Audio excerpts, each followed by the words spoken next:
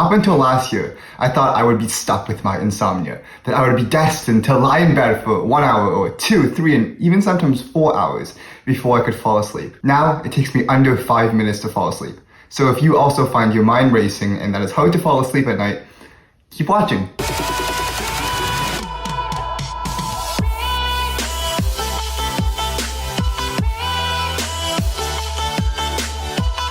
Hi, my name is David Liu. I am an incoming Western Medical Sciences and Scholars Elective student. To give you some background about my sleeping history, when I was young, my parents would always make me sleep at 9 p.m. And at this point, I wasn't tired. I was a kid. I was full of energy. I wanted to play and stay up late. So the result is that I tried to fall asleep. I forced myself to try to fall asleep even when I wasn't tired. There's an article by the Sleep Foundation that shows a strong connection between sleep and anxiety. So the higher your anxiety, the higher your sleep.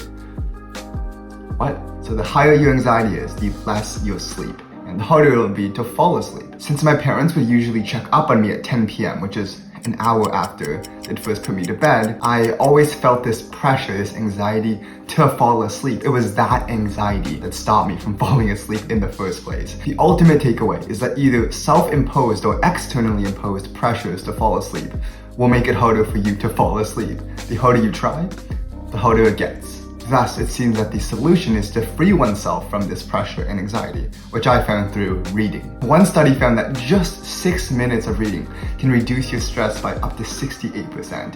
And it doesn't even have to be non-fiction, it can be anything. Non-fiction, fiction, even Caillou books, if that's the sort of thing you're interested in. Hey, I'm not here to judge. I like cracking open a Babysitter's Club book every once in a while. So now, once I lie down for bed, I don't immediately try to fall asleep, because there are times where I'm not tired, though I do make sure to always get into bed by 11 p.m. If I'm tired, I'll sleep, sure. But if I'm not, then I'll just read till around 11:30, and then I'll try and fall asleep again. But then if I can't, then I'll just read for half an hour more until maybe 12, and then try and fall asleep again. There is absolutely no pressure to fall asleep. There were times when the story was so good that I would end up reading until 2 or 3 in the morning. Although I didn't feel that great the next day, I felt very tired because I always like to wake up at the same time in the morning. I still felt these experiences were crucial to reinforcing the idea that it's okay to read. You don't have to sleep. It takes away that pressure and that anxiety that has almost been instilled in my mind because of childhood. I've realized that reading also helps me take my mind off these racing thoughts and worries that are clouding my mind, and it helps me to relax and wind down. I used to hate going to bed because it meant that I'd be stuck in the silence of my thoughts.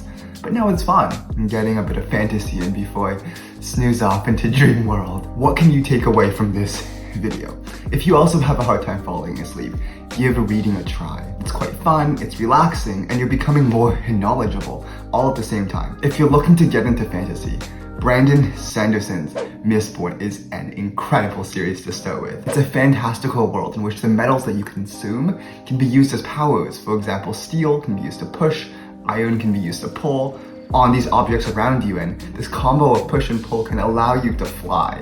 And I think it's such a captivating story, and I really grew to love the character, so that's a great first book to start with. A personal favorite of mine. Maybe even, no, Percy Jackson is probably still my favorite, but it's one of my favorites of all time. I personally love to use the Kindle, but you can get paper books, you can buy books online and read them on the Books app on your phone, or you can even download them for free. The science shows that blue light makes it harder to fall asleep, and that's probably true to some extent, but I used to only read on my phone, and now that I've switched to my Kindle, I haven't noticed much of a difference in terms of my quality of sleep, nor how easy it is to fall asleep. In the next video, I'll talk about why everyone needs to buy a Kindle, even if you have the slightest interest in reading at all. And I feel like that's a lot of people, but they just haven't found the right book to get them into reading. Let me turn on Do Not Disturb. Cool.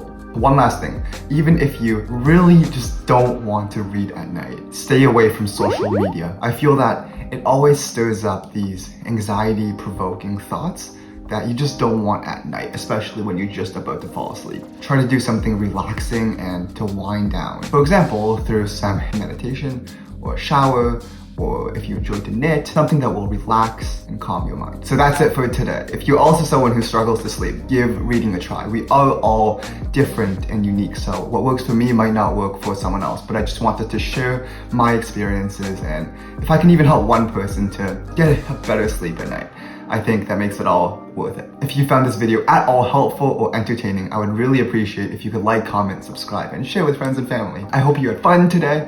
I know I did making this video, and see you next time. Boom.